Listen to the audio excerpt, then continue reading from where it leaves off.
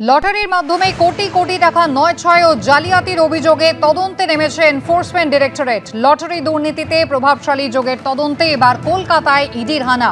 একদিকে এয়ারপোর্টের কাছে মাইকেলনগর এবং অন্যদিকে দক্ষিণ কলকাতায় লেক মার্কেট চত্বর। দিল্লি সদর দপ্তর থেকে শহরে এসে ইডির আধিকারিকরা তল্লাশি চালাচ্ছেন।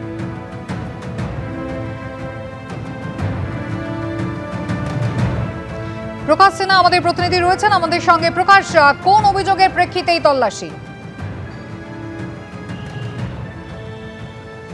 না, তোমাকে বলে দিই, দিল্লির ইডি অফিসাররা কলকাতায় অভিযানে নেমেছেন। সকাল থেকেই কিন্তু ম্যারাথন তল্লাশি অভিযান। আমি যে জায়গায় রয়েছি, লেক রোড এলাকা, সামনের যে বিল্ডিং দেখতে পাচ্ছ, এই বাড়ির 5 তলায় সেই লটারি কোম্পানির একজন আধিকারিক থাকেন এবং সেই আধিকারিকের ঠিকানায় বাড়িতে কিন্তু তল্লাশি অভিযান চালানো হচ্ছে। সামনে দেখতে পাচ্ছ গেট বন্ধ করে দেওয়া হয়েছে এবং আধিকারিকরা কিন্তু ভেতরে রয়েছেন।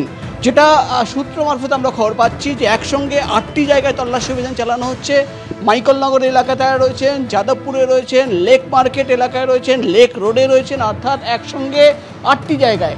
এই জায়গায় কিন্তু একজন আধিকারিক থাকেন এবং আধিকারিকের বাড়িতে এর আগে আমরা গেছিলাম লেক মার্কেট এলাকার রাসবিহারী এলাকায়, সেখানে কিন্তু একটি অফিস, সেই অফিসে তল্লাশি অভিযান। মূলত কিন্তু ইডির তরফে দাবি করা হচ্ছে যে দিল্লির ইডি অফিসের যে তদন্ত চলছিল, হেডকোয়ার্টার ইনভেস্টিগেশন ইউনিট, তাদের কাছে অভিযোগ ছিল যে কোটি কোটি টাকা এই লটারি কোম্পানির লটারির মাধ্যমে কালো টাকা সাদা করা হয়েছে এবং যেখানে একাধিক প্রভাবশালী যোগ তারা কিন্তু প্রাথমিকভাবে পাচ্ছিলেন এবং সেই তথ্য সামনে রেখেই কিন্তু আজকে ইডি তল্লাশি অভিযান।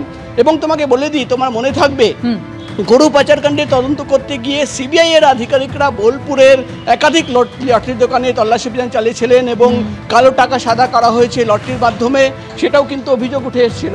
আমরা দেখতে পাচ্ছি এখানে কিন্তু ইডি অফিসাররা, এবং আমরা কথা বলার চেষ্টা করব। দাদা, কোথায় রয়েছে তারা? বলতে পারবো না। উপরে কে থাকে? উপরে এমন কত লোক থাকে, কার নাম বলবো? একেবারে ইডি আধিকারিকরা ইতিমধ্যেই শহরের একাধিক জায়গায় তল্লাশি চালাচ্ছেন। প্রকাশ, ধন্যবাদ।